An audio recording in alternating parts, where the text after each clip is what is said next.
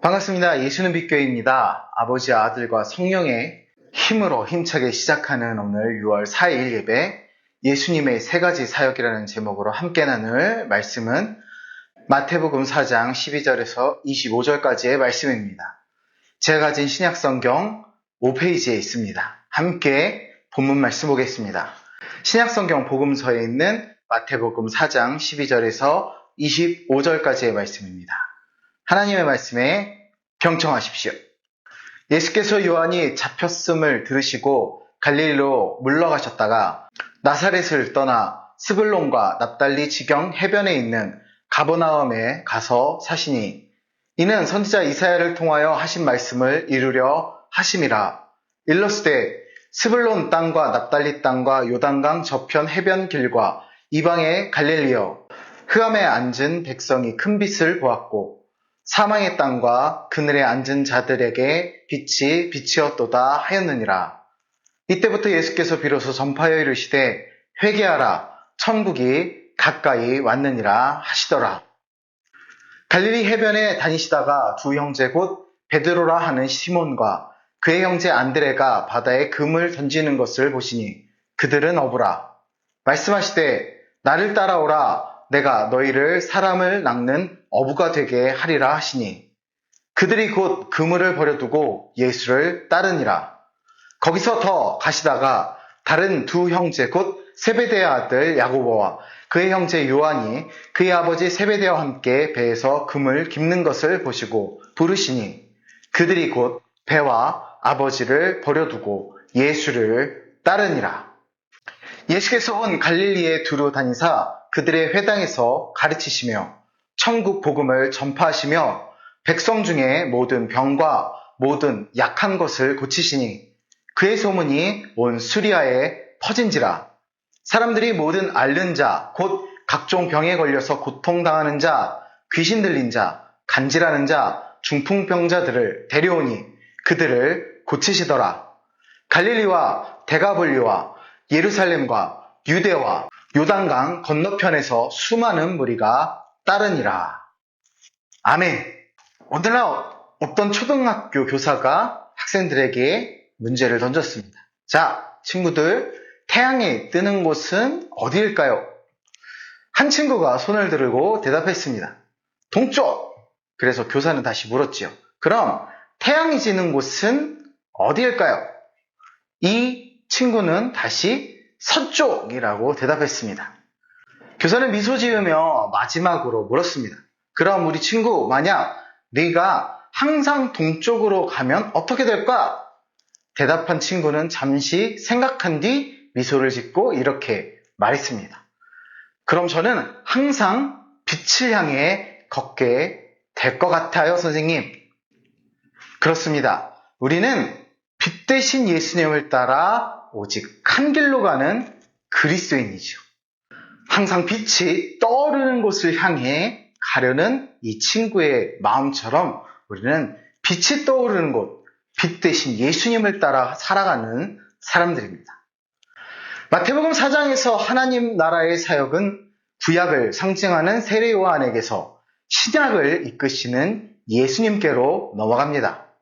마태는 예수님이 하신 사역을 세 가지로 요약합니다.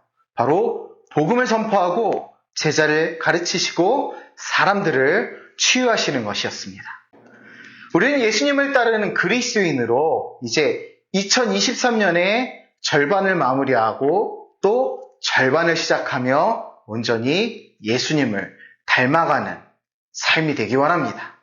더 깊은 본문으로 우리 함께 들어가 봅니다.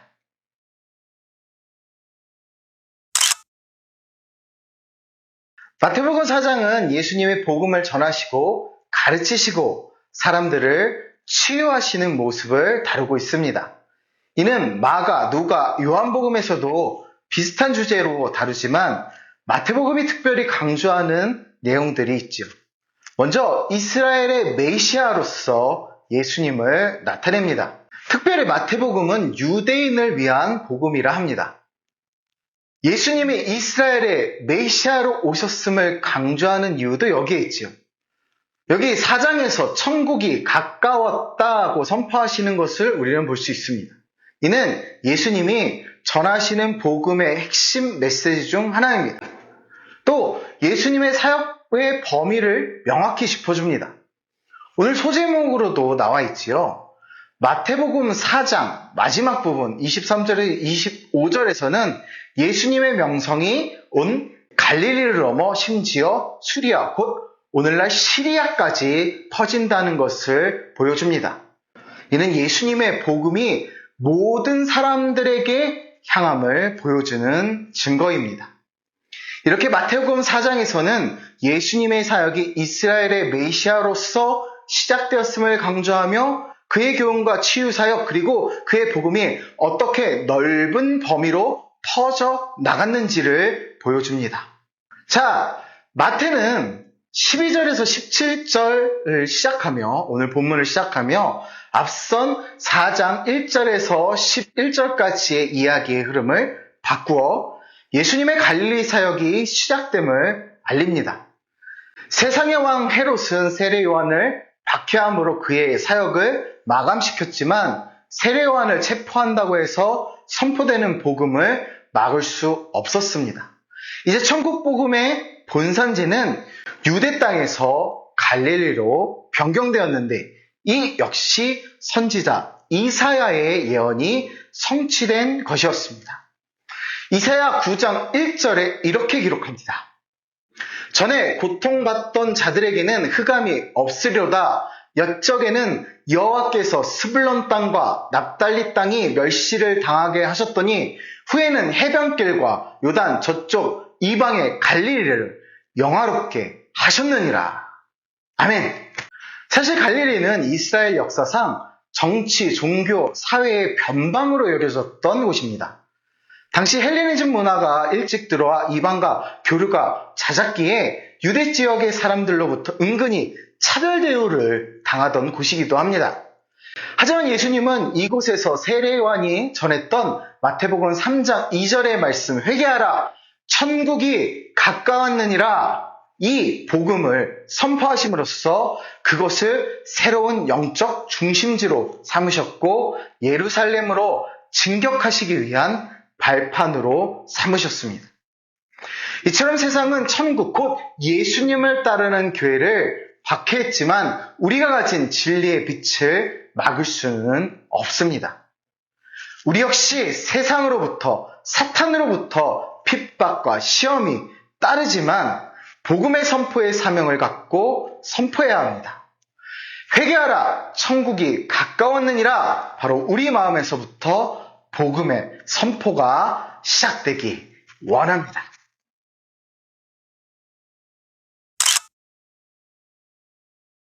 앞서서 함께 나누었던 이사야 9장 1절의 예언처럼 예수님은 갈릴리의 해변을 다니시다가 제자들을 만나십니다.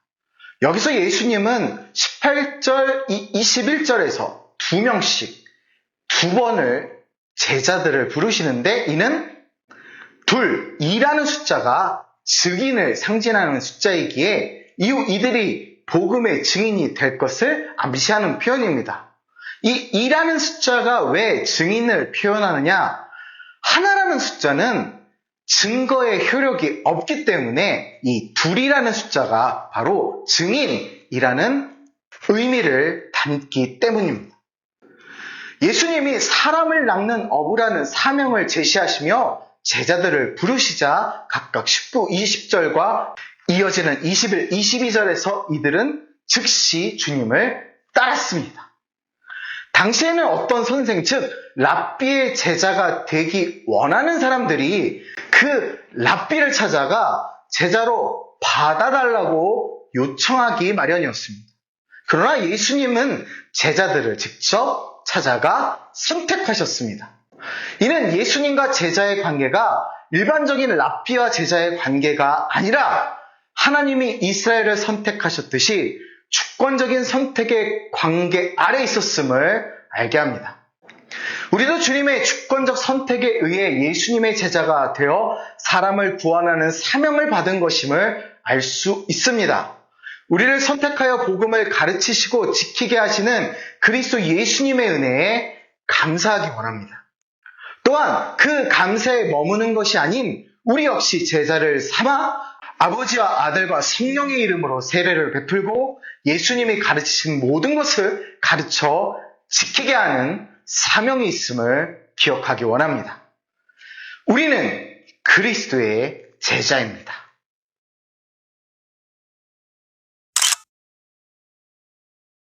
예수님이 갈릴리에서 행하신 세 가지 사역은 이후 제자들 곧 교회가 마땅히 감당해야 할 사역이 되었습니다.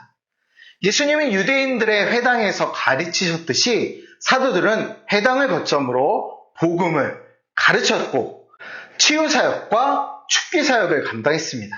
이 축기사역이라는 것은 귀신을 쫓아내는 사역을 말합니다.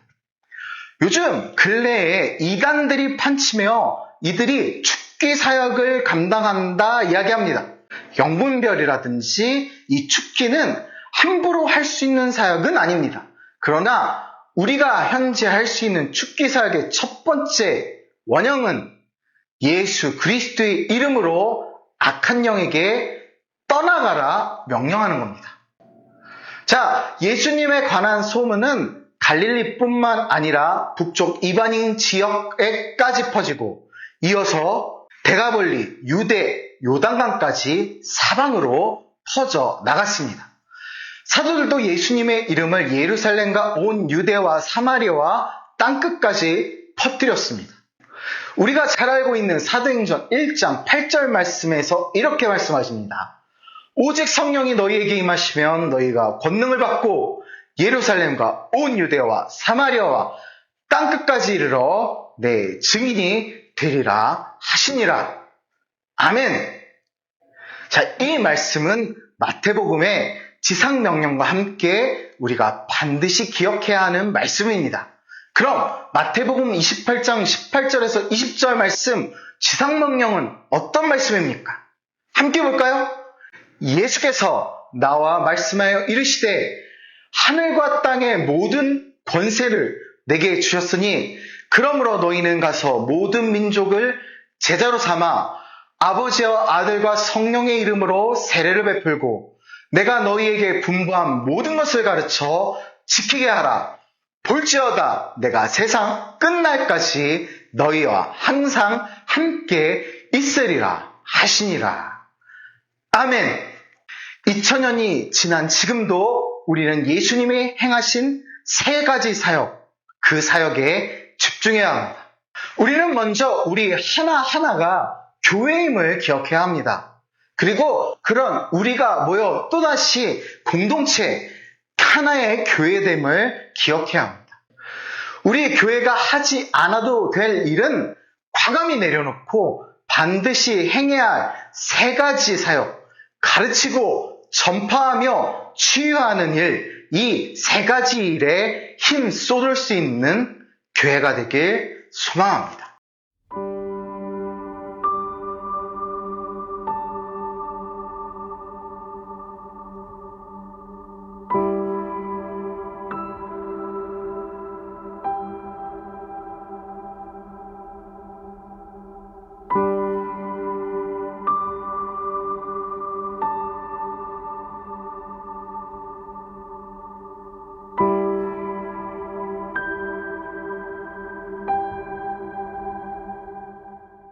최근에 교회에서 가르치는 교회, 전파하는 교회, 치유하는 교회라는 표어나 주제, 어떤 이런 이야기를 하면 고리타분하다, 올드하다라는 반응을 보이는 경우가 종종 생기고 있습니다. 무엇인가 교회들이 신선한 사역, 또 성도들이나 목회자들이 좀 신선하고 젊은 사역들을 원합니다. 많은 교회들이 그것을 찾고 기능교회로서의 역할을 찾습니다. 물론 2000년 동안 교회가 행한 사역이므로 이것이 그렇게 보일 수 있습니다. 그런 느낌이 들 수도 있습니다. 그러나 교회는 예수 그리스도를 따르며 예수님처럼 사역해야 한다는 사실에, 사람들이 그 사실에 감격한다는 사실을 기억하기 원합니다. 우리 역시도 그것에 감격하여 모인 사람들입니다.